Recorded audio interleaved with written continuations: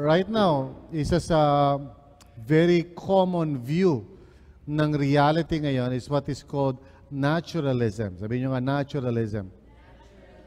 Okay, ano yung naturalism? Natural. Okay, hindi. Just kidding. Naturalism is the worldview. Now, worldview means yung tingin mo sa world. Kaya worldview, di ba? Your view about the world. Or your understanding about reality. Okay? Most people, ang view nila about reality is that what you see is what you get. Or, to put it in another way, it is as good as it gets. Parang gano'n, di ba? In other words, what you see around you, which is natural, is all there is. Okay? Yung naturalism is so prevalent today. Most people hold this view. In fact, some Christians hold this view. No? Nang reality is simply what you see. Nang question doon, is that really true? Okay? Just because I don't see it, doesn't mean na hindi reality yan. Well, the Bible teaches us na ang tunay na reality is more than just what you see. Alright? Yes, totoo yun. Nakikita natin yung world natin. Pag hinagis ko yung bola, bumabaksak. So, apparently, may force that causes it to fall. Di ba? So, at the same time, nakikita ko yung nature, nakikita ko mga birds, butterflies, etc., etc. Nakikita ko yung development ng mga species. Yes, there are things that I see with my eyes. Okay? That is very true. However, the Bible reveals or tells us that there is something else beyond what we see. There is a spiritual world. Okay? In fact, yung very nature natin mismo tells us na ang reality is more than the physical. Why? Kasi meron tayong consciousness. Okay? Do you know what your consciousness is? Yung consciousness mo is yung you know that you know. Okay? you can sense, hindi lang yung nakikita mo, but you can also think. You can also feel, and you can be aware. Now, siguro yung frog can feel. Ewan ko lang, di pa ako nakakapag-usap ng frog. Di ko pa nasubukan kausapin sila. Pero a frog cannot know that it feels. Okay? Pag tinanong mo yung frog, "Hey, froggy, do you know that you feel?" Sabi niya, "I feel sad." You know, so walang frog na gano'n. Okay? So as human beings, alam natin na there's something beyond our physical. Alright? In fact, kahit na science has proven this na kahit naka-comatose na, o kahit na-comatose na isang tao, that person can still perceive things. Even though yung organs niya are no longer functioning. Okay? So therefore, there's more to us than our natural bodies. So that by itself can tell you na ang reality is more than just yung nakikita ng mata. Okay? And it's very important na ma-realize natin yan at tanggapin natin yung katotohanan na yan because it affects the way we live. Okay? Kasi kung ang totoo lang ang reality, yung nakikita lang ng mata mo, then why not, do as everybody does? Enjoy life and, di ba? Pakasaya ka, total, ito lang yun. Pag namatay ka, tapos na. Wala na, right? Kung walang eternal things, walang spiritual things, then, okay, it doesn't really matter what I do today. Okay? Kung magwala ako ngayon, pag namatay ako, tapos na yun. See, it affects my decisions in life.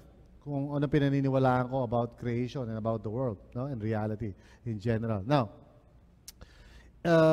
your self-worth is affected by your understanding of, what do you call this, creation. Origin of all things. Okay? Now, in this subject matter, medyo naka-focus lang tayo sa saan nag-umpisa lahat ng mga bagay-bagay. Now, why would that affect your self-worth? Anybody? Bakit yung belief mo about how things started affects your self-worth? O yung value mo sa sarili mo? Yes. May microphone.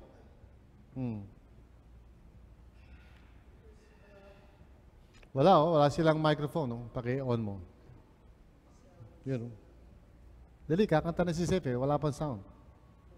Naka-on na? Naka-on? Naka-off Walang ilaw nakabukas. Okay.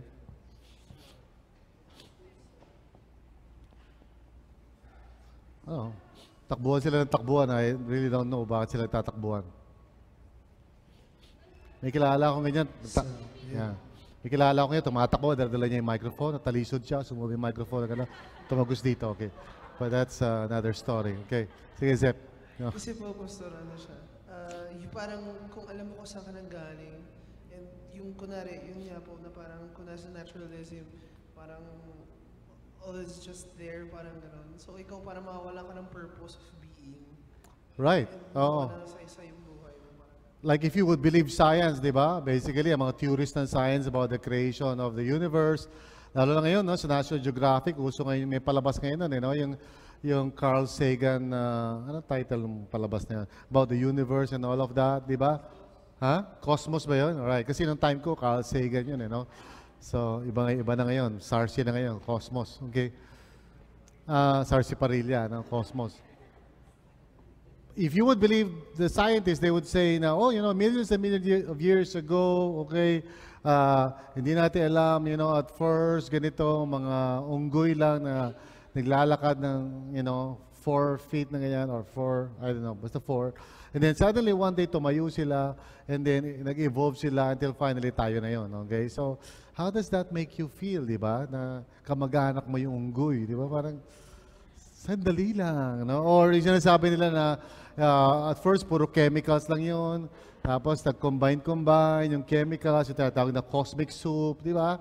Tapos, ayun, nung nahalo na yung sinigang, lumabas ka na ngayon, di ba, Hana? Di ba?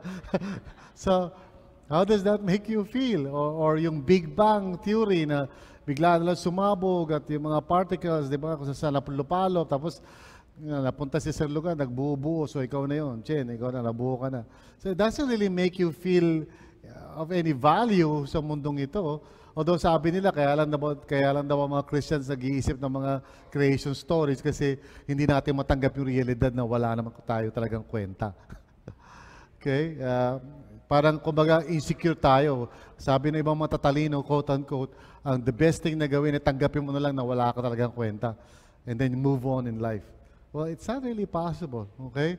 Because deep down I know that there has to be something, that explains my life, okay? How in the world can I bakit meron mga thoughts and bakit meron mga ideas and bakit may ganito, but may civilization and all of that? There's no viable explanation. Okay, so your self-worth is affected by that. Secondly, your relationships are also affected. Well, it follows naman, di ba? Kasi kung ang value mo sa sarili mo ay wala kang kwenta, how would you treat other people? In fact, yun naman talaga nangyayari ngayon sa mundo natin ito, di ba? There is a temptation to regard people as simply bagay lang, yung media ngayon is trying to portray na, for example, sa pamamagitan ng immorality, people are trying to convince us na ano ba tayo? Bagay lang ba tayo? Or are we persons? Or meron ba tayong dignidad? Pag sinabi natin dignity, you have a value, okay, that cannot be bought. Yun ibig sabihin ng dignity. Hindi ka pwedeng bilhin. Hindi ka pwedeng i-trade. Okay? So kayo ba, may dignity ba kayo? Okay, so far meron pa naman, di ba? Kasi pag binenta nyo na yung sarili nyo, wala na kayong dignity, okay? But for as long as you understand this, you will treat other people in the same way. Okay? People are valuable. When God created you, starting dun sa, zygote kayo, right? The Lord willed that you become created, nag-meet yung sperm at yung egg ng nanay, tatay mo. Sino man una? Tatay mo muna sperm, tapos nanay mo egg. Nag-meet sila, okay? And then, niloob niya, out of so many millions, alright, na mabuo ka, you have now become a person that will never be repeated again and who will exist for all eternity. Okay, can you imagine that? Okay? You are now a created being that will last forever. Never again repeated. Na? So, para basurahin mo yung sarili mo, para tatuin mo yung sarili mo based on what the world is teaching us is actually to miss the point of why God created you. So, i-value nyo yung sarili nyo. Listen to God. Pay attention to God's Word. para wag kayong maging basura. And it's, anybody who has decided to live his or her life contrary to God's will eventually feels like a basura. Alright? When you choose to live your life away from God, eventually, ganun ang direction mo. Mangyayari doon, you will feel like you have no worth, worthless ka, wala kang value, especially as you indulge more and more in sin and in a kind of lifestyle na devalues you. Ganun ang ending mo. One day, you will look at yourself in the mirror and feeling mo parang wala ka ng halaga, wala ka ng importansya. That's why people commit suicide. Okay? Because they have lost a sense of worth and value. And that's how they treat other people. That's how other people treat them. Okay? So, understanding that you're created by God and this world is created by God is so important sa pagtingin natin sa sarili natin as well as sa ibang tao. Amen? Okay. Now, finally is how you view God Himself. Okay? It affects the way you view God, the way you understand. Kasi sa totoo lang, as you live in this world, one thing that you would probably notice is that there is evil and suffering in the world. Okay? There is evil and suffering in the world. Sino naka-notice na nun? Okay? Yung iba hindi pa nila na-notice. So, if you lived long enough here on earth, you would notice na maraming evil, maraming suffering, maraming pain. And so, the question is, how do you explain this? What is the explanation to all of this? So, yung mga religions you have tried to explain, pero your explanations doesn't really measure up. But the Bible's explanation is clear. Okay? That when God created the world, He created it good and perfect. Okay? But because He is love, because God is love, He also created freedom. Okay? It's consistent with love to create beings na free. And because kinreate niya ang tao with freedom, it's now possible for evil to exist. Okay? Now, is there any other way? Well, there's no other way that is loving. Okay? If God created a world na walang freedom, it will not be loving. God will not be a God of love. Okay? So love, because God is love, has to create a world kung saan ang tao actually is free to make a choice. Even not to love God. Okay? Because only love can actually allow you not to love. Diba? Only love can allow you not to love. Because those who try to prevent you from making that kind of choice doesn't really love you but controls you. But the one who truly loves you allows you to choose, even not to love that person back. Diba? Amazing, na? Amazing grace. All right. So, let's start off our discussion with this topic. Why did God create? Okay? Bakit siya nag-create? Well, first of all, God created for His own sake. Okay? And like I said, it's because He is love. No? God created for His own sake. Well, there's nobody else, In the beginning, God. Okay, so there was no other being, other than God Himself. Okay, here's Psalm 104:31. Basahin natin, sabay-sabay tayo. 1, 2, 3.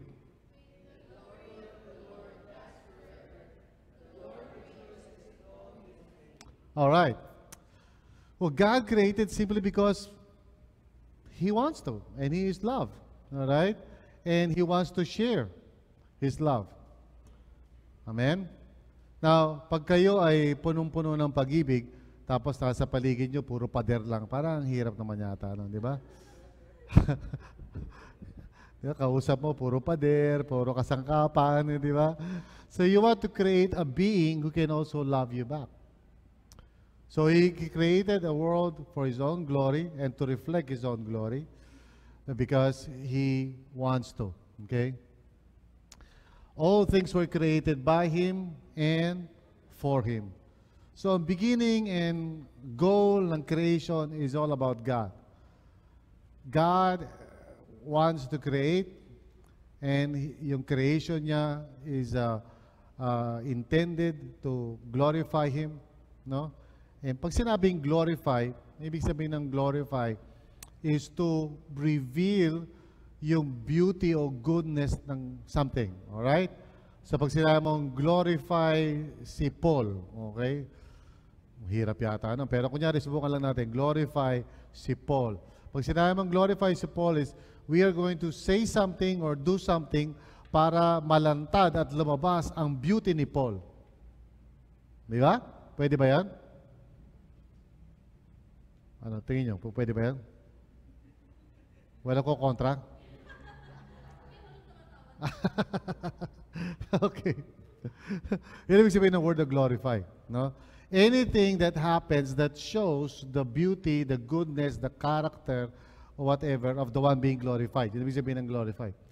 So pag sinabing glorify the Lord, okay, that means say something, do something that will show the beauty of God, the majesty of God, okay, anything that, so when something is glorifying, ganun na ibig sabihin nun. No? Give glory to the Lord.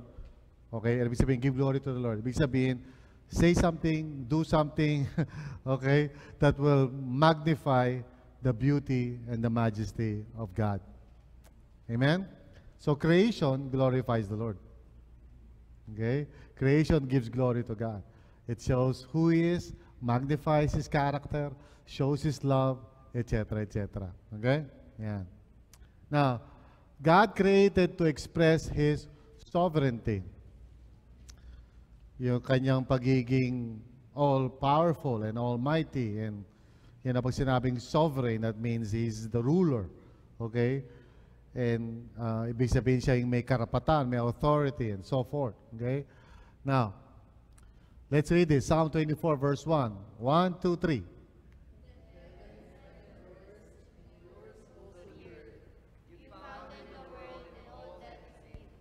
All right. The earth is the Lord's and everything in it, the world and all who live in it. So, alam nyo, like I said, God has always been sovereign or the king. Never ever was there a time na hindi siya king. He is always the king. He is the source of all things. He created all things. Kaya pag tinignan mo ang mundo ngayon, the more na na-appreciate mo yung yung fallenness ng mundo because the world doesn't recognize God. Samantalang God is the source of everything. Okay? That's why pag iniisip mo na kapag ang isang tao, for example, chooses to live his life or her life according sa kanyang sariling kagustuhan, napakalaking insulto yun kay God who created him. Di ba? It's almost unthinkable pag iniisip mo, di ba? How can you do such a thing, di ba? Samantalang you owe your very existence to God. Di ba? Everything in this world owes its existence to God. And higit pa doon, seeing the world being destroyed or seeing the world na talagang punong-puno ng kasalanan, how do you think God feels about it? No? Ngayon, ewan kung palabas na ngayon yung Noah, right? And some people are criticizing that movie, saying na hindi consistent sa Bible and all of that. Well, you know, ang personal opinion ko doon, pelikula yun eh. Ano ba kaya? Di ba? What do you expect? I heard the original makers of that movie as they were explaining it a year ago, last year, when I was, alam nyo, nandun ako sa Chicago, right? Yabang, sa Chicago. Okay. Basta nandun ako, okay? And the producer was explaining, sabi niya, we have to add something kasi sa Bible, si Noah hindi nagsasalita. So, paano tayo gagawa ng pelikula na pipi si Noah? Okay? So, kailangan gumawa sila ng magdagdag sila ng artistic na components of the movie to make the movie interesting. And besides, it's just a movie, sabi niya. We're not trying to claim na ito ay Bible. But there is a Bible. Magbasa kayo ng Bible, okay? Yung ginawa namin is just a pelikula.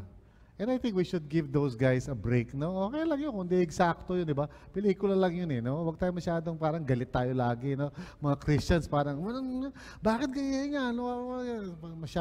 Masyadong palaaway, okay? So yung mga nakikinig, makinig kayo ron, okay? So, Anyway, so, anyway, the background of the story, Noah, is that when God saw the evil in the world, okay, Genesis chapter 6, di ba?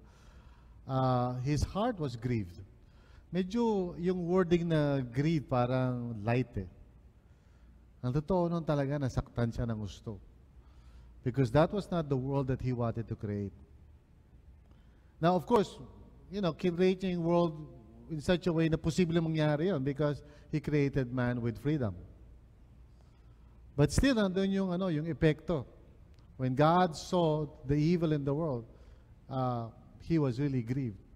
And so that's why the world was destroyed at that time through the flood.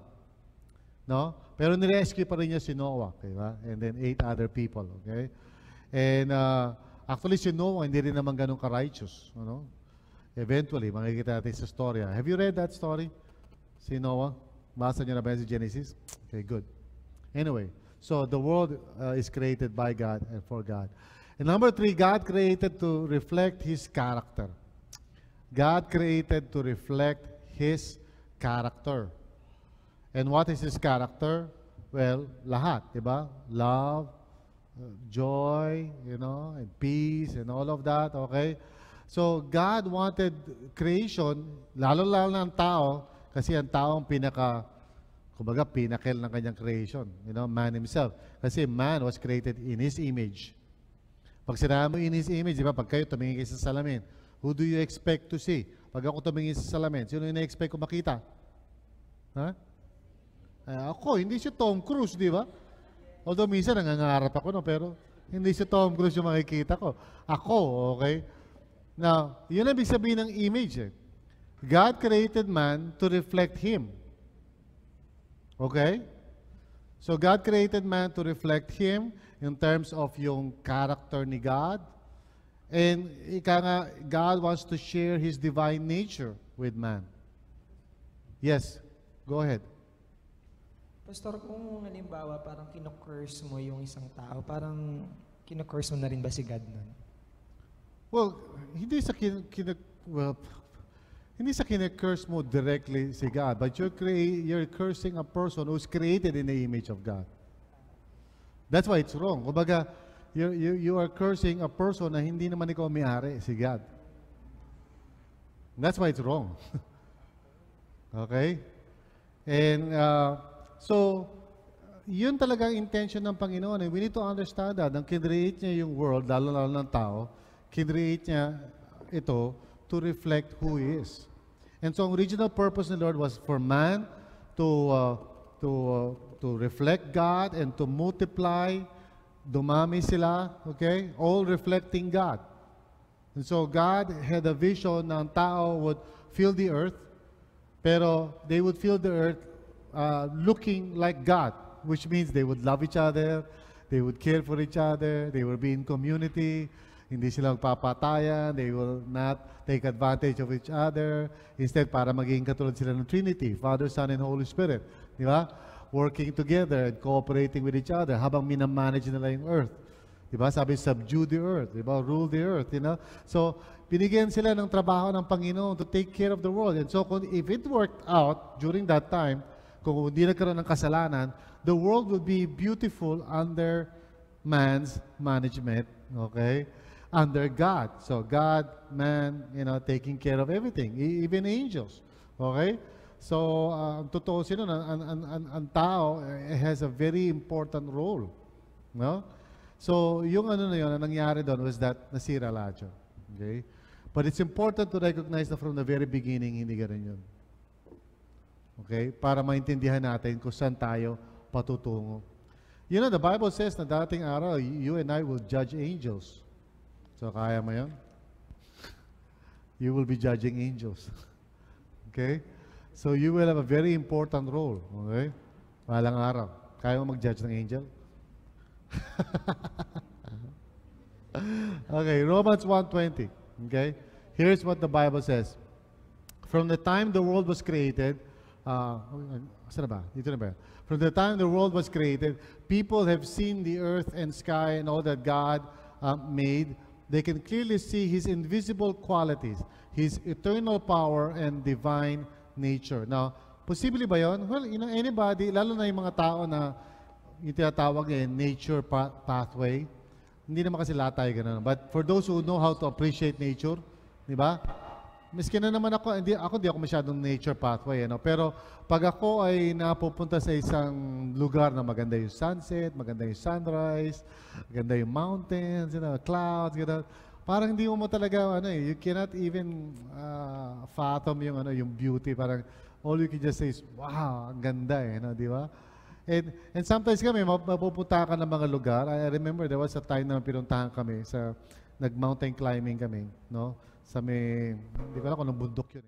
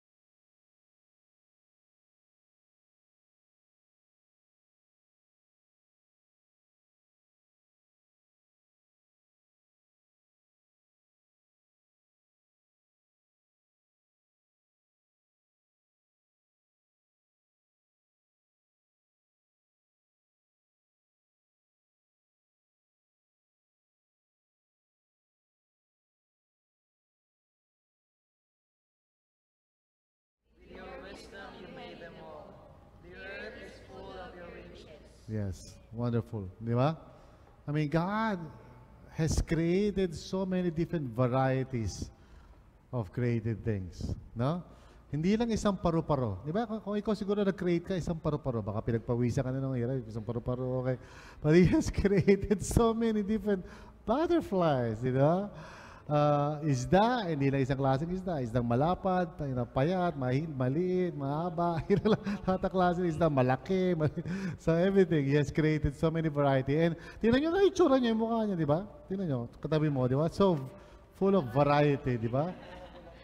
Imagine mo kung lahat tayo kamukha ni Val, hindi tayo papayag noon, di ba? Praise the Lord, di ba? Joke lang. Nandiyan nanay mo, baka magalit. Okay. So, how did God create? Okay? How did the Lord create? Sabi sa Genesis 1:3, and God said, "Let there be light." And there was light. Okay? So how did God create? Well, God just created simply by speaking forth His word. You know? Now, there's so much, mystery dito. How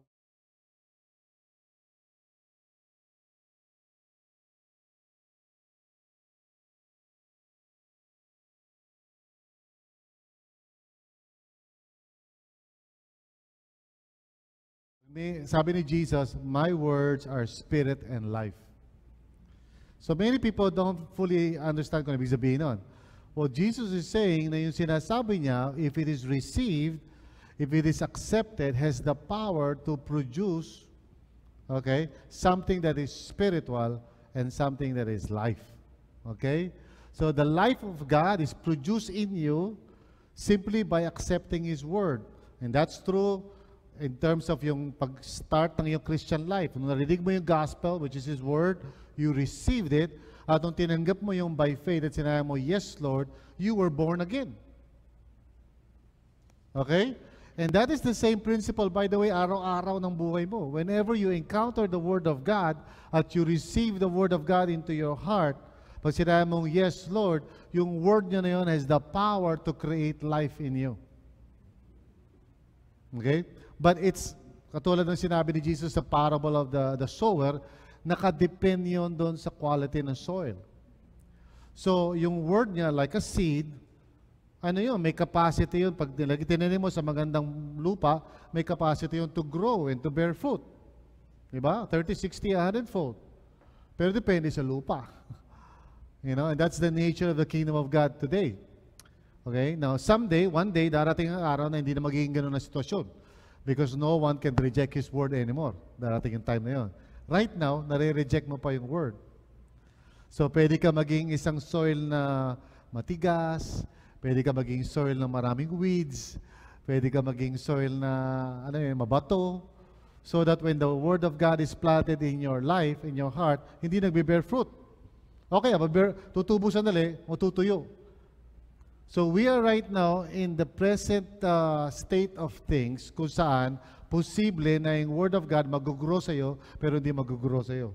Mag-grow sa Kanya, pero hindi mag-grow sa'yo. Yeah, Po ibig sabihin, Pastor, nung sinasabi nyo na darating yung time na hindi na marireject yung Word yeah, of pag God? dumating na yung new heavens and earth, wala na magre-reject. Hindi na pwede mag-reject. Okay. So, yung lahat na yun, Pastor, parang ano na, nasa kingdom of God na. Oh, okay. Ganun din di ba? So, wala nang, sino magre-reject pa? Every knee shall bow and every tongue confess that Jesus is Lord. Wala na magre-reject. Ngayon ka lang pwede mag-reject. Okay? Pero malaki ang consequences ng rejection. Because the Word of God is powerful, which means, pag ni-reject mo yung Word of God, para ka nagtampo sa bigas nun. Because there's no more way for you to experience the power of God. Gusto nyo ba ma-experience yung life-transforming power of God sa life nyo? Every time you hear the Word, you receive it by faith. Okay? And you trust God. And then, magkaroon ka ng agreement, tapos magkaroon ka ng alignment, magkaroon ka ng accountability, and then that's how your life transforms. Okay? Because His words are spirit and life. He created the world simply by speaking forth His word. So how much more creating a new you? He can always create a new you. Okay? So, yun ang dahilan bakit some Christians grow, some Christians do not grow. Some Christians become fruitful, some Christians do not become fruitful. And it's all because of their response to the Word. Okay? Kaya simula ngayon, never disregard the Word of God. Kasi pag disregard mo yon, ikaw rin ang talo. Okay? Ha? Kayo mga nakikinig, ha? Tandaan nyo yan. Alright. Let's talk about evolution. Okay? Sino sa inyo naituro na sa inyo ng mga teacher nyo yung tungkol sa evolution? Okay, ano yung evolution? Yung ba yung pag kumain ka ng maraming kamote, punta ka sa CR, evolution, you know. Yeah. Pastor, part doon yung kay Charles Darwin. May microphone eh. Part po ng evolution yung kay Charles Darwin, Pastor. Lakas mo ulit. Part po ng evolution yung kay Charles Darwin. Part ng evolution kay Charles Darwin. Opo, yung evolution of man, Pastor. Yun po, na nagmula tayo sa unggoy. Yun po yung yun po yung pinoprove ni Charles Darwin. Well, actually, hindi naman talaga ganun. Hindi naman puro unggoy lang. Nababanggit lang natin yung unggoy. But it's basically the theory of survival of the fittest. That there is a nature kung saan nag-evolve o nag-change ang species in order to survive. And natural selection. Ikaw na kaya? Tama. Okay yun. Any other idea tungkol sa evolution? Meron ba kayong Yeah. Nireport ko po yun kasi Ano? Nireport ko pastor dun sa sa klase namin. Hmm. Evolution. Oh. Bale, ang pagkakaintindi ko, yung species, nag-start siya dun sa yun nga, sa isang chemical. Tapos, generation to generation, nag-evolve siya into, Nagiging complex. naging Oh, Homo from sapiens, simple to ganyan. complex. Yun po. Yeah, okay. So, well, I'm sure sa eskwelahan nyo, sagana kayo sa teaching dyan, sa evolution. Okay. But now, as Christians, we need to evaluate this,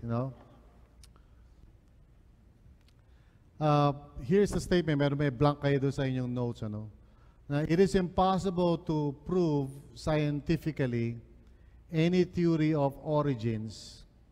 This is because the scientific method is based on observation and experimentation. And it is impossible to make observations or conduct experiments on the origins of the universe. So anong pwede mo lang gawin, They can just make theories and hypotheses, right? Ang science kasi is based on the idea, kasi nga naturalistic and science, it's based on the concept na we cannot believe anything unless makikita natin o kaya matetest natin. Alright?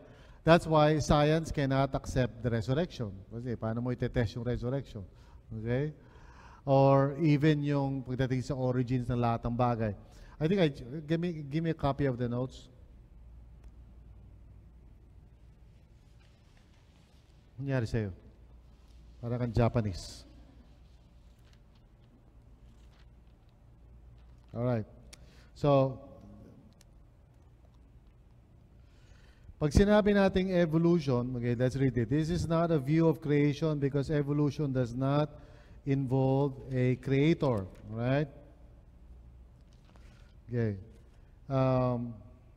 In simplest terms, the view of evolution is that life originated from natural processes, beginning with the first living substance, a single cell, and continuing with the evolving of species. So, papasok na yung natural selection o itatawag nating survival of the fittest.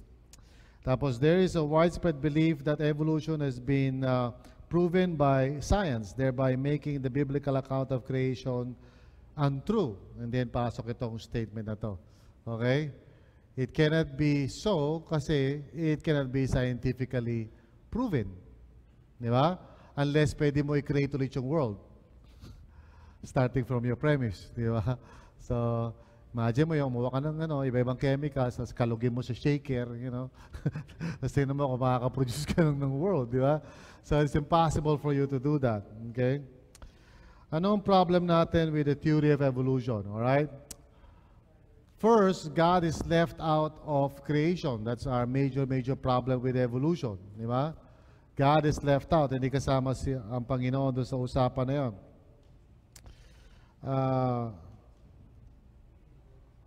Darwin himself rejected the idea of adding intervention by God into the concept of evolution. Okay? Actually, maraming presupposition lagi ang ang science lagi may presupposition. No? Hindi lang minsan ina-admit ng science. For example, it's a scientific value na dapat pag mag-observe ka ng data, dapat honest ka. Hindi mo dapat papalitan yung data. Question. Who determines honesty? What is the basis of honesty? That's not a scientific fact. Okay, what is honesty? Pag sinabi mo kinakailangan honest tayo sa data, who says what is honest? Honest is a moral judgment. Okay, so pinipresuppose mo yun sa science. Okay? And there are many other things. Kaya one of the things that I enjoy listening to, pag may time ako, okay, are yung mga apologists sa YouTube na like J.P. Moreland, who I recently have been listening to, okay? And I love the way he explains these things, So kapag may time kayo, minsan, actually, nag-post ako ng isa na talk ni JP Moreland tungkol sa listening to God's voice. Have you seen that? Pinost ko sa RLCC. Isa lang. Yung iba, puro selfie lang kayo. Wala kayong titingnan na iba. Okay?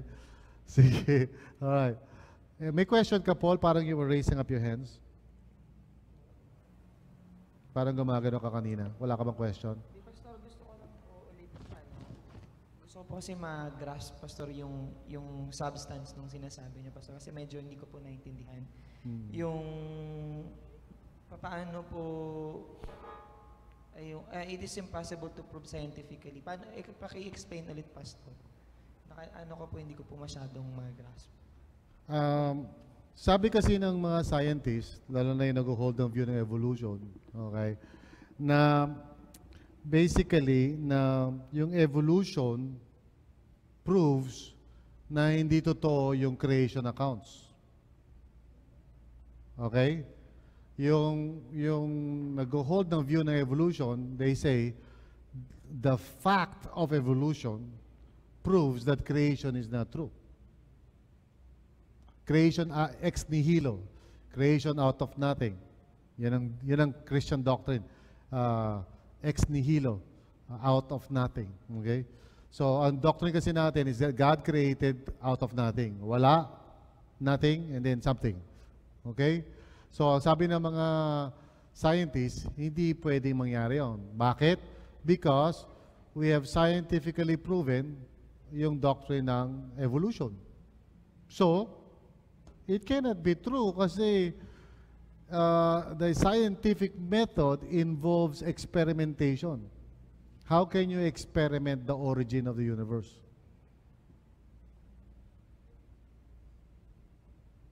Gets mo na? Yun ang argument. Hindi pwede maging totoo yung statement nila that evolution has disproven creation. Because evolution is a theory. It's not a fact. Okay? Naintindihan mo na? O nag-grasp mo na? Hindi nag-grasp mo na ba?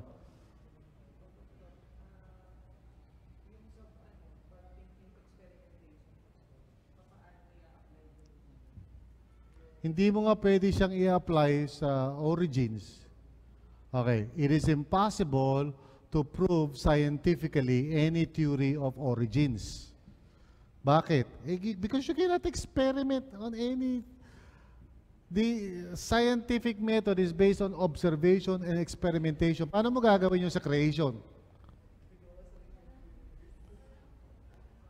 Pwede ka bang bumalik doon sa, kunyari sabihin mo, okay, the world was created 10 million years ago. Okay, saan ang galing yung statement mo? Sige nga, balik nga tayo, 10 million years. Nando ka ba nun? So, it's impossible for the evolutionists to prove their point. Because scientifically, you cannot do it. Ang pwede lang nilang gawin ngayon, hukay-hukay ng lupa, tingin-tingin ng fossil, and then maggawa ng theory. Right? Oh. So, what they can possibly do lang right now is propose evolution as a possible explanation sa creation. Tayo naman, we are proposing also, based on revelation, na ang origin ng mundo is not by evolution but by creation. Okay? So, pag tinanong tayo, are you 100% sure? Of course, we cannot say 100% sure. But we are convinced for sufficient reasons. Okay? Para magkaroon ka naman kasi ng knowledge about anything, ang kailangan mo lang is, hindi lang basta yung belief mo that something is real, kundi meron kang plausible reasons why something is true. Because no one and nobody can actually prove everything 100%. And if you would only believe something if you are 100% sure, you will not believe anything. Philosophy yan. Di ba? Pag sumakay ka ba sa bus 100% sure ka pupunta ng Loton yan. Paano kung pag pumunta ng Cubao yan? Eh, pastor, nakalagay sa signboard eh. Loton. Sigurado ka mabait yung driver. Sa tingin ko naman itsura ng driver, parang mabait. At habang nagmamaneo siya, parang parang lumiliko siya papuntang Loton eh. Sigurado ka ba hindi sira yung bus? So, you cannot really be 100% sure of anything. You know? Everything that you actually do in this life is basically by faith. Okay? Di ba? Paglabas mo ng bahay, are you 100% sure na makakarating ka rito? Hindi. Siguro mga 80. Mga 90%. You know, I'm sure. Unless biglang, you know, out of nowhere, biglang may naglanding na 747 sa ulo mo. You know? Is that an impossibility? No. It is a possibility. Ikaw ba naniwala ka, posible may maglanding na 747 sa ulo mo ngayon?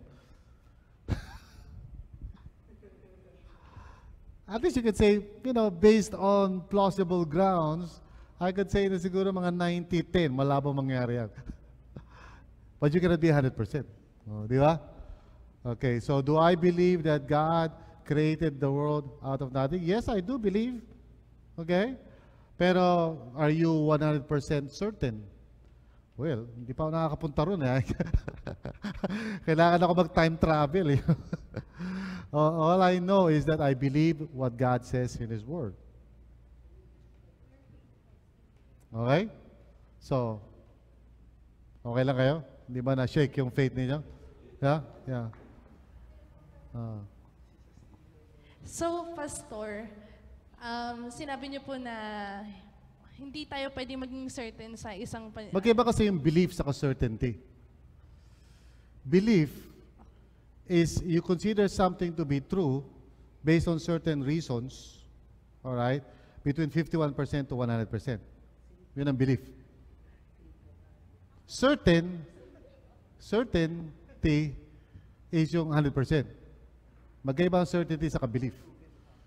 Belief is, I believe something is true, okay, based on certain reasons that I have, between 51% to 100. Kasi kung 50, di pa belief yun. Kung 50%. Kailangan 51. Right? Pataas. So I can always grow in my belief. Yeah? Maaaring ngayon, I believe 51, maybe bukas 52, maybe the following day 53, 54, 55. Habang nag-grow, for example, do you really believe in prayer? You can start with 51%. Then habang sinasagot ni Lord yung prayer mo, 55, 60, at habang tumatanda ka kay Lord, 90, 95, 99. And maybe siguro bago ka pumanaw, 100. So that's belief. Alright? Magkaiba yung belief sa certainty. Pag sila ba, are you certain, kunyari, na mananalo ang Chicago Bulls? You can say, I believe, but I'm not certain. Only God can be certain. Pero human beings cannot be certain. They can only believe. Okay?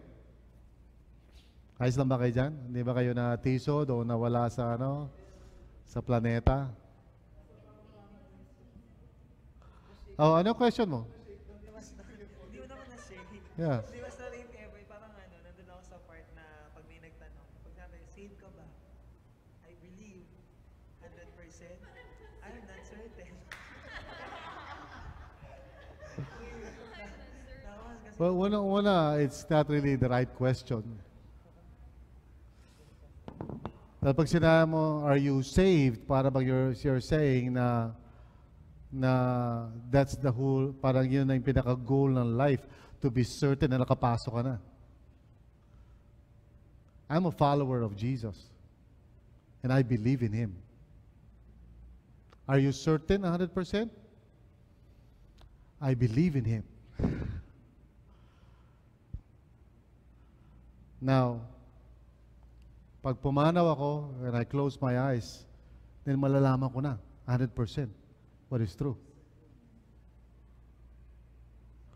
Right now, I can only believe with all my heart. Iba yung certainty. Certainty, domain na yun ng ano. Only God knows what is certain. I can only believe. Okay? And yun ang ano, pag sinabi natin na, do I believe that I am saved by the blood of Christ? Yes, I believe. Pag sinabi mo, are you certain? Ibang domain na yung tinatanong mo sa akin. I'm not God.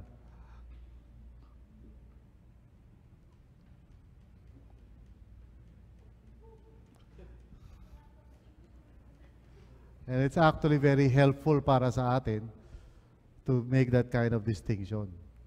Kasi that shows that we can all grow. Diba? I believe, help me in my unbelief. Yun ang sabi ng ano. Diba ng isang mama sa Bible? I believe, help me in my unbelief. Because belief is growing. Declining and growing. Yeah. Parang it also challenges you to really take the step of faith, to believe. Yeah. Kasi parang are you willing to take the risk if you believe Jesus right Yeah. now? Parang gano'n. Yung ano kasi, yung nature ng faith is nandun sa side ng uncertainty.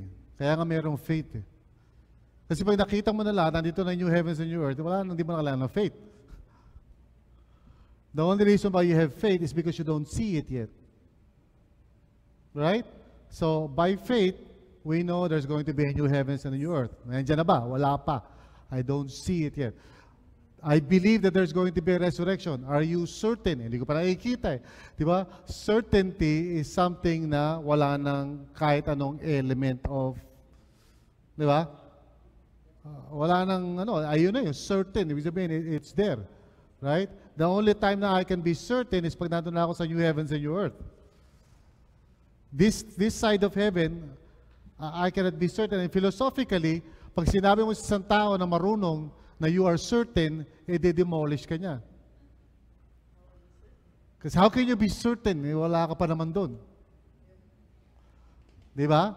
Sabi ba, are you certain na what you tell me is what is going to happen? No, but I believe it is going to happen.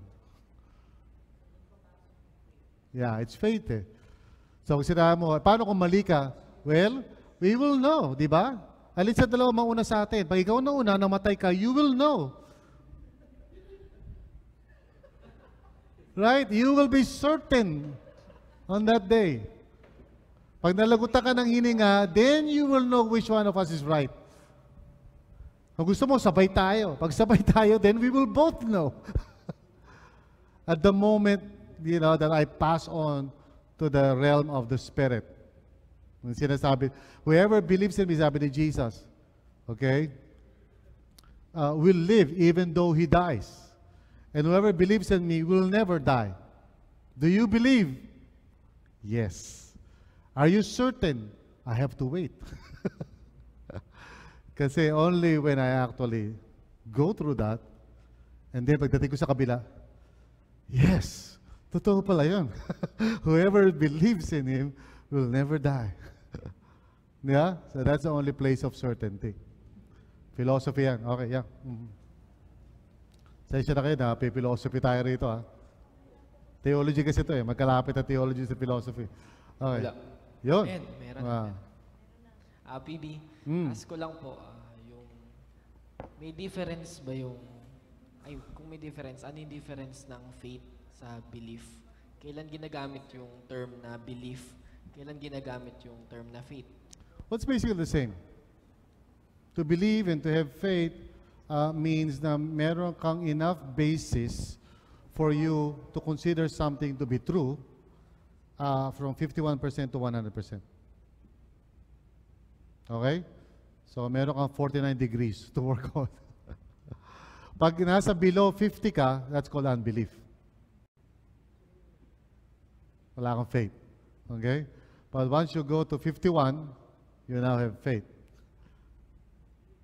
Pero meron ka pang 49 na doubt. So, malayo pa yung ano mo, di ba? But the more you experience God's faithfulness in your life, the more that your faith or belief grows.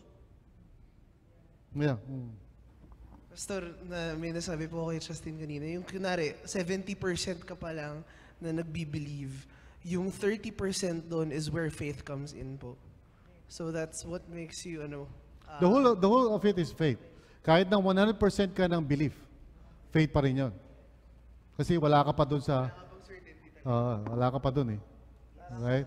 But you can have 100% belief. 100% faith. Okay? With justifiable reasons. For example, God says so. That's a justifiable reason. Because God has revealed it in His Word. Are you certain na yung binabasa mong Bible is really the Word of God? No. So, you don't believe? No, I believe 100% that the Bible is the Word of God. Ayos lang kayo? Okay lang. Okay. Sige.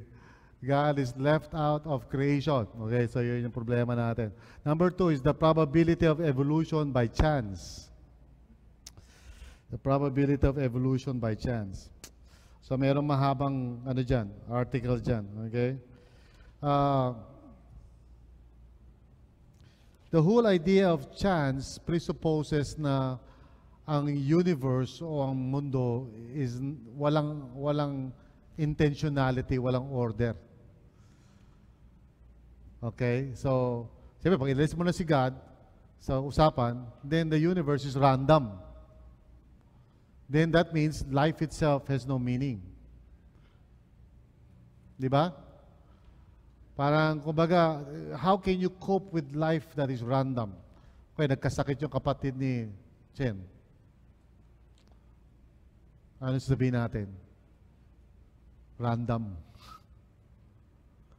Nagkataon lang, luck fell upon him.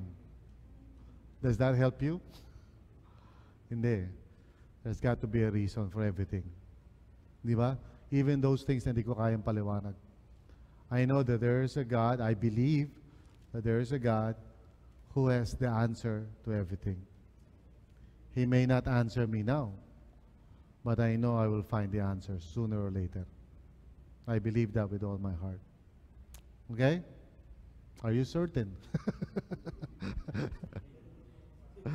Okay, so number 3, the lack of evidence for species-to-species evolution. Wala naman talagang ebidensya, no? It's just a, kaya nga lagi meron tinatawag na gap eh. For example, mula doon sa unggoy, patungo doon sa tao, yung Homo sapiens, you know, ano nangyari doon? Actually, hanggang ngayon, hindi nila ma-produce yung ano na yun. Yung, di ba, the missing link, yung connection nun. Paano napunta ron sa unggoy naging tao? Of course, they can always say, no, itong mukhang being na to, parang medyo upright ng konti. Tapos yung mukha niya medyo, di ba? Pero unggoy pa rin yun, di ba? Hindi mo pa rin sinasabi na tao yun. I mean, what accounts for the human ability to think, to speak, and to know that He's thinking and speaking? Yun ang pinakamalupit sa lahat. Because ikaw conscious ka eh, that you are thinking and speaking and feeling. Yeah. Okay. Yeah, conscience or consciousness also is the same thing, no? Pero may moral aspect kasi yung conscience, di ba? So yun, yeah, it's not found in animals. Okay? It's only found in human beings, yung soul, yung ano natin. And we make use of bodily organs natin to be able to think and decide and act, pero hindi the same yun. Hindi the same. Meaning to say, even though ginagamit ko yung utak ko in order to think, pero yung utak ko sa yung thoughts ko are not the same.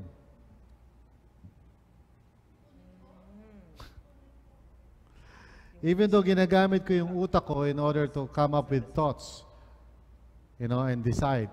At siguro pag nilagyan mo ako ng mga kuryente, baka lalabas sa graph na umaandar yung utak ko habang nag-iisip ako. Pero, yung brain ko and my thoughts are not the same. They are different. Kasi yung thoughts ko come from my soul. And so kahit mawala na yung brain ko at mawala na yung body ko at ilibing nyo na ako, I can still think. And I can still speak. Okay? So, your mind and your brain are not the same.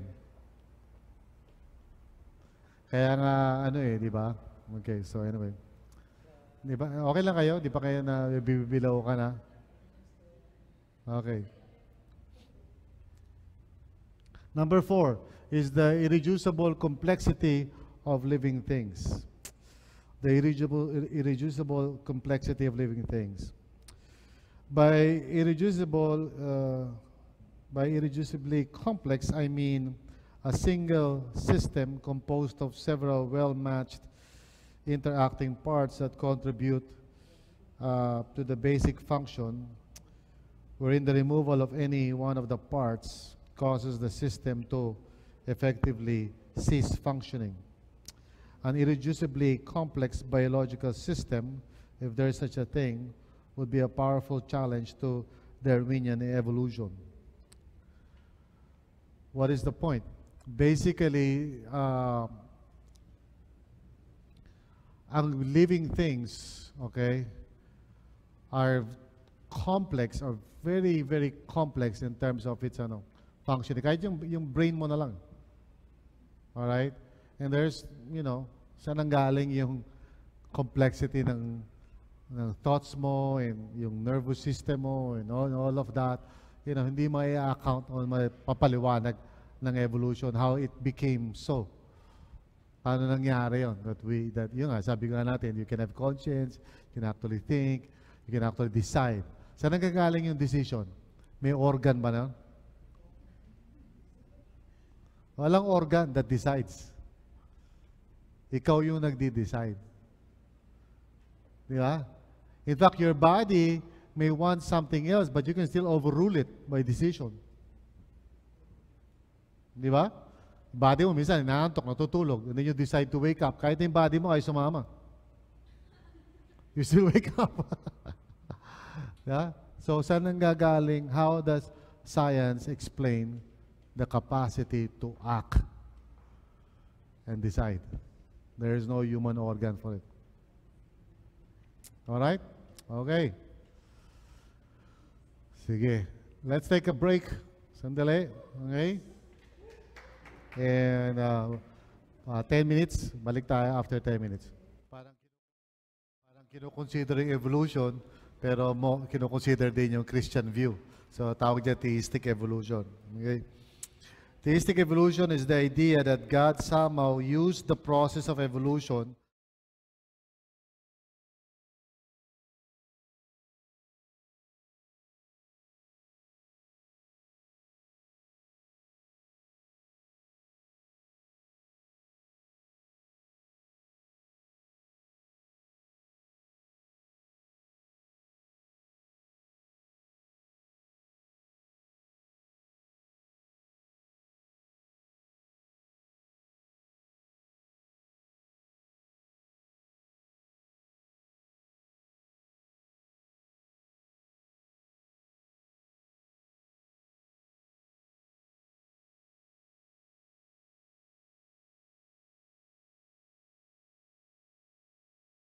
evolution.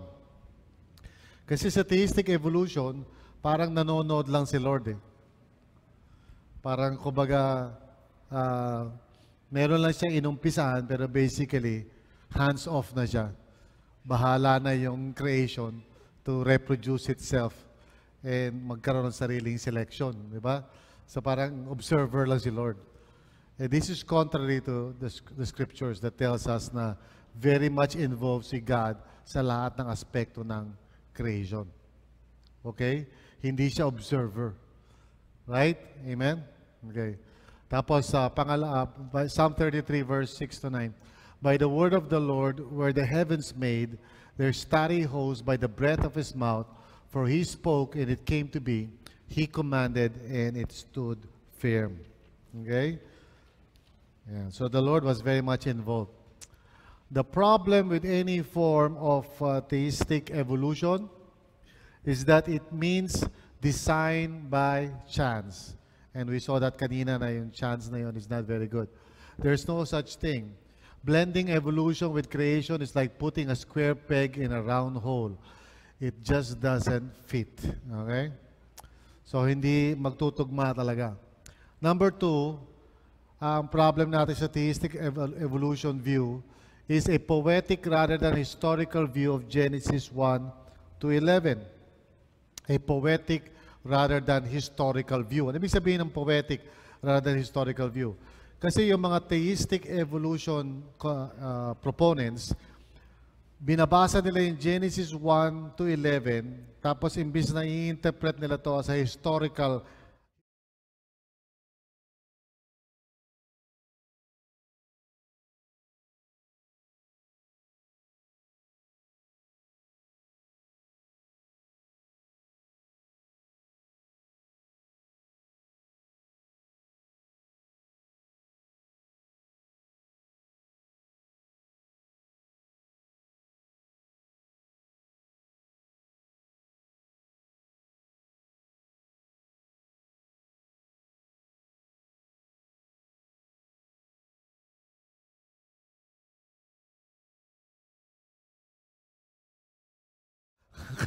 Di ba? So, who decides that? Di ba? Okay. So, problem yun. Number three,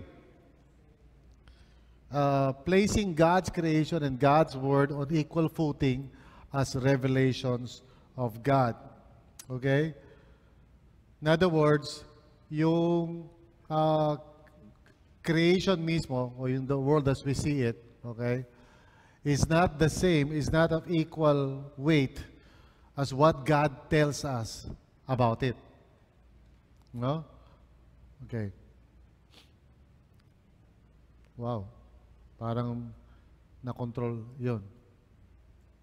Thank you. Okay. Let me go back to this. So, ano ibig sabihin nito na parang kaya tayo against theistic evolution kasi pinapantay yung creation sa Word of God? Well, the Word of God kasi says na the world was created out of nothing by God. Okay? Samantalang yung evolution says na ang world nag-start sa, single cell, naging di ba? So, ano yung mas doon? Nagsasabi ng totoo. Okay? Which one are we going to trust? Yung evolution, which is a scientific, o yung what God says happened. Sabi ni Lord, in the beginning was God. Di ba? And then God said, let there be light. Yun ang sabi ni God. Okay? Sabi naman ng evolution, in the beginning was a single cell. And then it became complicated na. So, which one is telling the truth? So, against tayo doon kasi parang lumalabas, pareho lang sila ng value. Yung creation sa yung Word of God, parehas lang. Hindi pwede. The Word of God in our faith is the primary. Yun ang nagpapaliwanag ng mga bagay-bagay sa atin. Okay? So finally, we have supernatural creation. Okay? Which is the Christian view. So, supernatural creation. God personally, supernaturally created the heavens and the earth. Science may provide reasonable evidence, but ultimately, it is a matter of faith. So, balik na naman tayo doon sa faith. Okay? Faith and certainty. Okay? So, science shows us the Big Bang, but it takes faith to believe God said, let there be light. Actually, it takes faith then to believe in the Big Bang. It's a different kind of faith. Di ba? Unang-una, sino nagsindi ng mitya? Ba't nagkaroon ng Big Bang? So, anyway. So, yan. Actually, merong Christian scientist. Merong mga believers in the scientific community, no? Who, through science, have come to faith in the Lord, in God, no? Imbis na they have set aside God. Pero siyempre, maraming mga scientists who disregard God. Number 2, science shows us the intelligent design of the universe, but it takes faith to believe God personally created that universe. Okay? And nandiyan lahat yan, you can just read it in your notes, na basically, fascinate naman talaga mga scientists sa world eh. Di ba? Pag pinanood mo nga again yung cosmos, di ba? Kita mo yung nagsasalita doon, fascinated siya sa world. Sa universe, nanguhula siya. Siguro baka meron ibang creatures sa ibang mga planeta. Di ba? Tuntua siya sa sarili niya, di ba? Sa kaka-imagine niya. At totoo, hindi lang niya talaga ma-fathom yung napakagandang creation, di ba? Ng Panginoon. Okay. So, are we certain na wala ng ibang beings in other planets? I believe na wala. Okay? But you are not certain. Unless makapunta ka doon, di ba? Sa Pluto, hanggang puto ka lang eh. Okay? So, when did God create? When did God create? Now, this is the crucial question na madalas pinagtatalunan talaga. Okay? All evolutionists believe that Earth is billions of years old. Okay? So, matandang-matanda na. That's why, pag nakikinig kayo ng cosmos, laging binasabi yan. You know, billions and billions of years ago, ganyan, you know. Now, paano nila nalaman na billions and billions of years? Nag-time travel sila. Pumunta sila doon. O kaya, kumuha sila ng calculator, binilang nila yan. So, hindi, wala. They're just guessing, you know. They're just speculating based on sinasabi natin na mga fossils, ganyan-ganyan, you know. Okay. All creationists naman are divided. Most believe in a young earth, but there are some who believe in an old planet. So, among Christians, ang Christians tawag sa atin creationist eh, no? Versus evolutionist, di ba, yung mga science. So, most believers believe in a young earth, okay? Ibig sabihin, hindi billions of years. Siguro thousands lang. Okay. But there are those who believe in an old planet. And basically, may kinalaman to dun sa ano. The debate between these views centers around the translation of the word day, or in Hebrew, yom. Yom yun sa Hebrew. Okay. Sa book of Genesis. Yung yom kasi can mean either a 24-hour day, isang araw, which is the most common usage in the Old Testament. Pwede rin naman na period of time. Pwedeng era. So yung yom, yung salitang first day, the second day. Okay? Yung word na day, basically sa Old Testament, usually ibig sabihin ng 24 hours a day. Okay?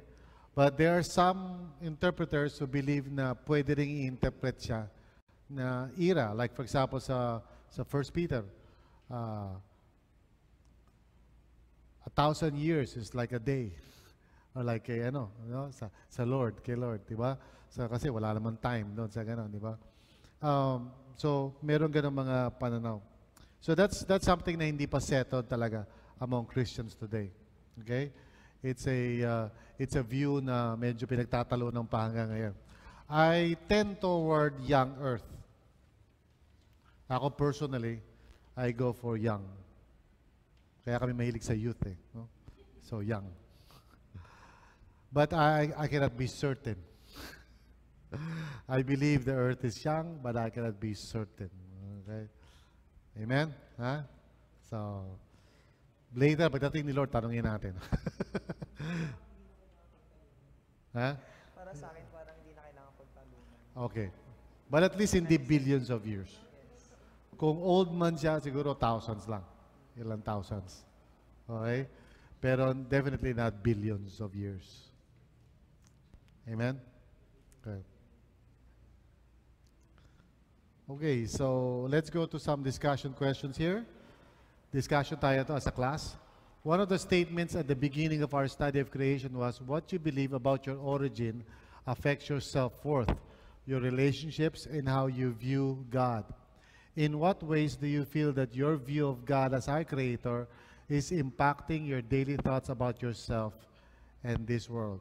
So pagkatapos sa pag-aaral natin, seeing that God created the world and all of that, di ba? In what sense nakakatulong ngayon sa ito? In terms of yung self-worth mo, yung value mo sa sarili mo, and everything else. Okay? Who would like to answer that question? I'm referring to sa pinag-aralan natin ngayon. Yung subject natin, creation, part 1. Okay? Yeah. So, after all that has been said so far, sa tingin nyo, paano nakatulong yan sa inyong view of yourself and of your life? Yeah. Microphone.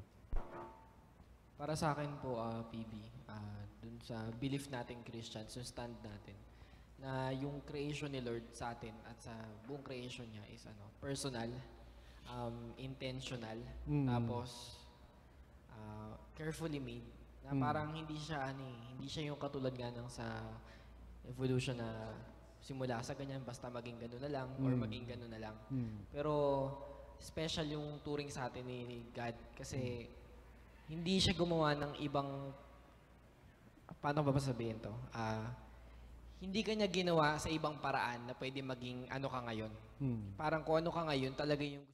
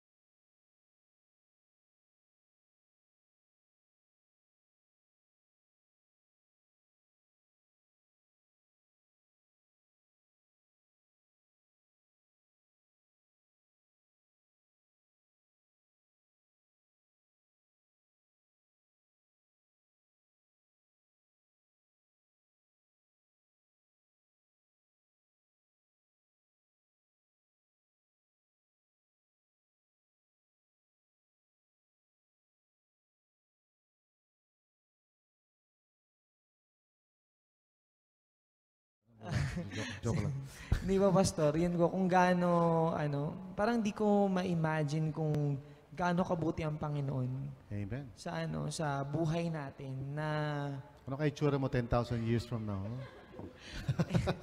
yun, Pastor. So naano ko lang na mas nakita ko kung gaano yung pagmamahal ng Panginoon poured out upon our lives. Amen. All right. Okay. Good. Let's go to the next question. What is it that amazes you, simply amazes you about the creation of God? Okay? Anyway, yes, Zep. Ako po, Pastor, as an artist po, Mm. yung pagiging profound niya. Mm-hmm. Kasi parang it's knowing for the fact that it's there just for you to to vast in God's glory. Oh, siguro may mga ginawa siya para sa mga painters lang, no? Walang ibang dahilan para lang i-paint, you know? Talagang parang Sabi siguro ng Panginoon, gawa nga tayong ganito para pag nakita ng artist, ipipaint niya. hindi pong pagtingin mo parang, why? I am so inspired. Parang gano'n. So, Wala nga.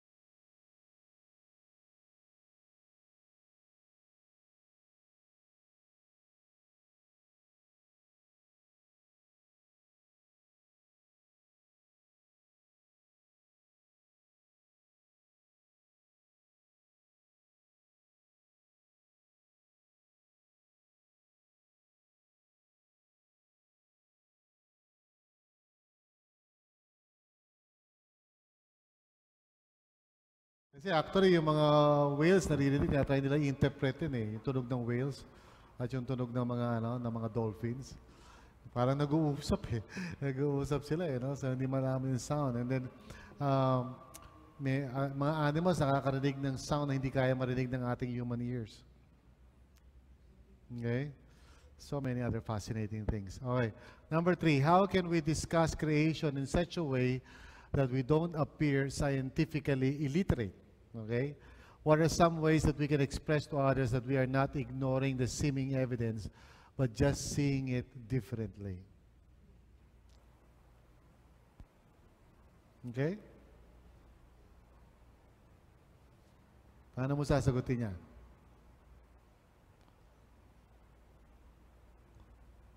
Is there a way to explain yung view natin about creation without appearing na parang arrogante tayo or illiterate tayo? Ha? Shen?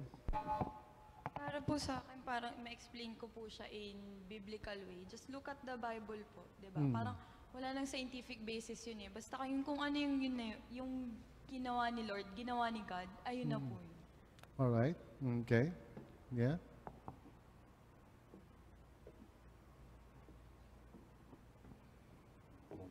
Sa akin po, Pastor, i-explain ko siya in a much more encouraging way. Na sabihin ko na yung creation was made just for Him.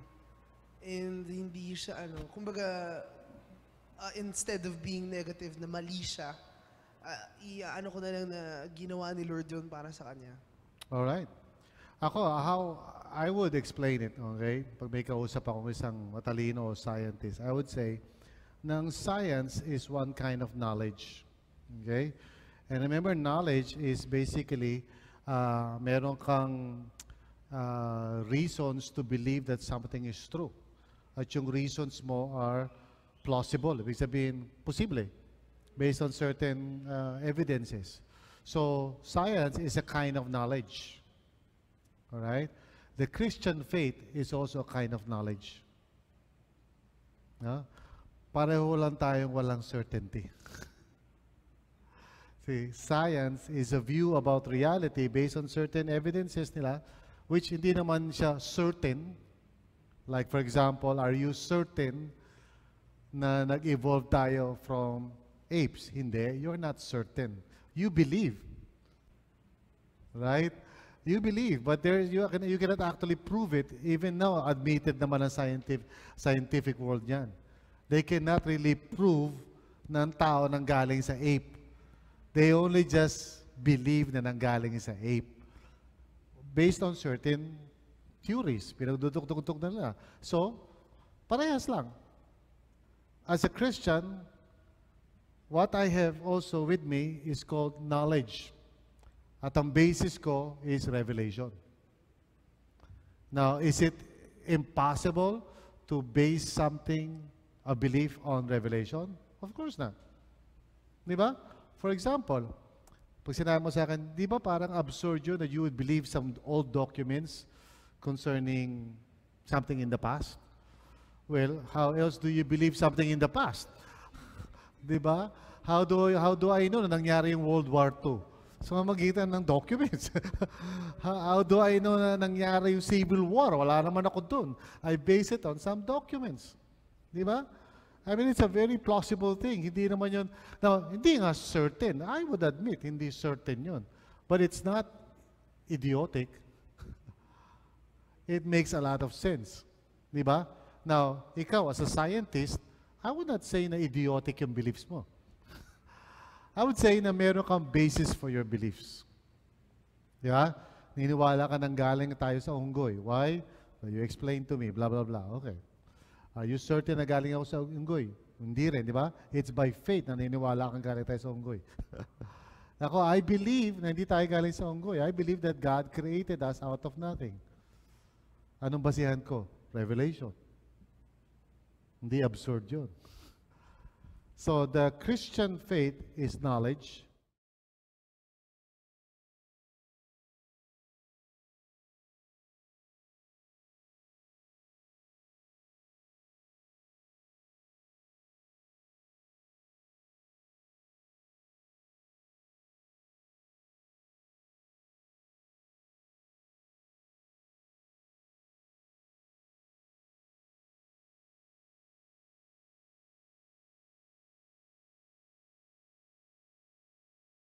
niya, ba't ka nagtitiwala sa Bible? Kasi sabi sa Bible, all scripture. Di inikot mo lang, di ba?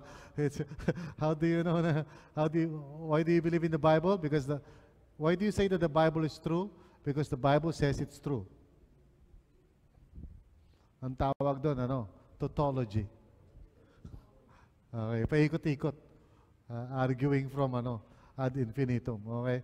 Philosophical, yun, tawag doon, philosophical, non sequitur, it doesn't follow. Okay? So, ang argument natin is ganito, basically, science is a kind of knowledge and you have decided to believe in that kind of knowledge. The Christian faith is a kind of knowledge and I've decided to believe in that kind of knowledge. One day, one of us will be proven wrong. And one of us will be proven right. Okay? Now, okay. Number 4, does a discussion of topics such as irreducible complexity and fossil records excite you or bore you to tears? Why do you think people are different at this point? Why do some love to study these details while others could happily do without them? Well, kasi iba-iba naman talaga tayo, right? We are to love the Lord our God with all our minds. So, Christians, makinig po tayo. We should not just simply argue our faith na para bang galit tayo palagi o kaya parang sensitibo tayo masyado whenever somebody questions us. We should be thinking Christians. I'm a follower of Jesus because I thought about it. And I believe that He makes more sense to me than anyone else. Okay? Hindi ako follower ni Jesus kasi nadala lang ako ng emosyon ko. I follow Jesus because I believe He's telling the truth. And He knows everything about life. He is not just my Savior, I trust Him for everything. Kasi how can you trust a Savior who doesn't know anything else? Except yung mag-save lang ng sins. No. I trust Him kasi He just doesn't save me from my sins. He knows everything. So I trust Him with everything. Diba? How can He be Lord kung di naman niya alam yung mga problema mo? He is Lord. Okay, so yun. Naintindihan niya yan? All right. Apologetics yan. What one thing could you do to advance the idea of God as creator and God's word as reliable above the idea of evolution in your community, with other believers, in your own family, whoever? Okay? Sa tingin nyo, what could you do para may paliwanag mo, or how would you go about explaining sa mga friends mo, relatives mo, yung belief natin that God created the world out of nothing? Okay? Think about it. What would be a good application yan? Let's say may kausap ka.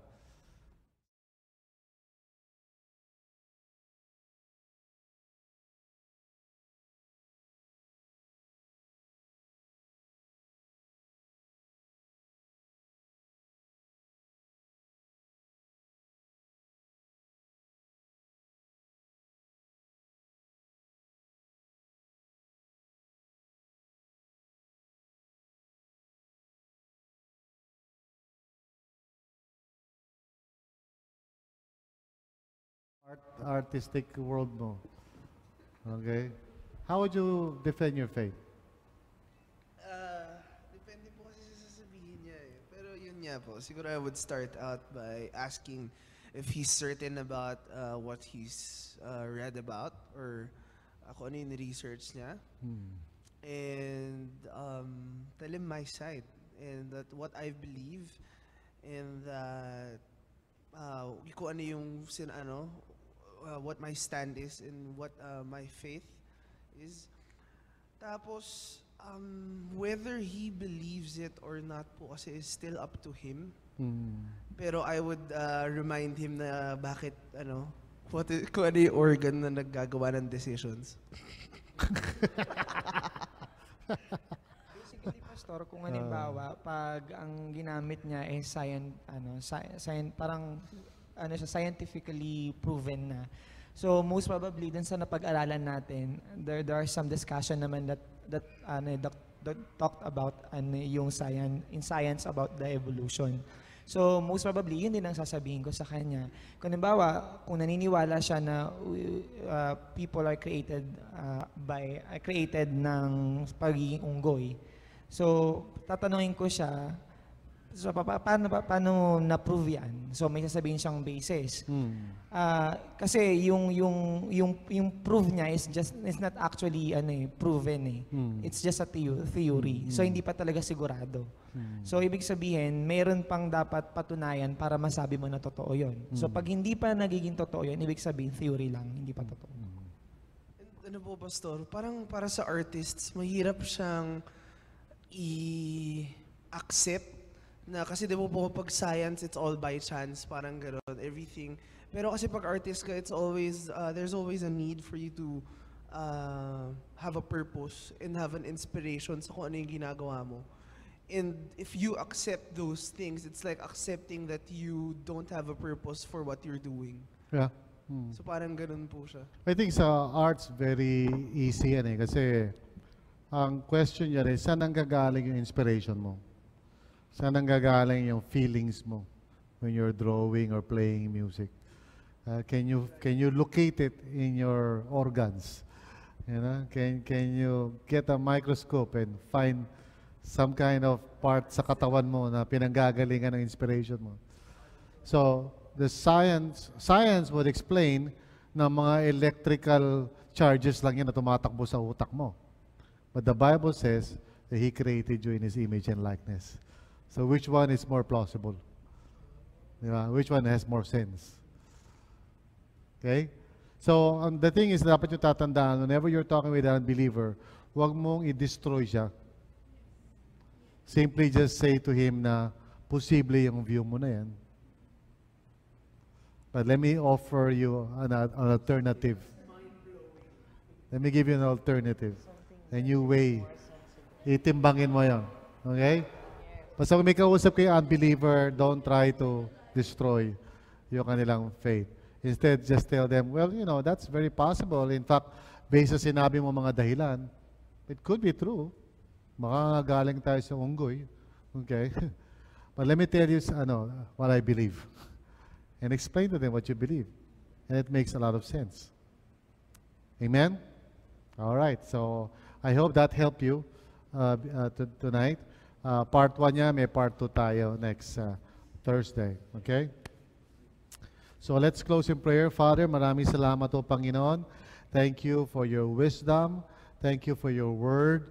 Thank you, Lord God, for people who are able to help us, Panginoon, to understand these things a little bit better. Thank you sa gumawa ng material na to, Panginoon. Salamat po, Lord, and thank you for everyone who came tonight. May you continue to guide each one toward a deeper understanding of their faith. Pati yung mga nakikinig online, I just pray for them, Lord, na lalo silang magkaroon ng confidence of faith sa iyong revelation, Panginoon. In Jesus' name, amen. Amen.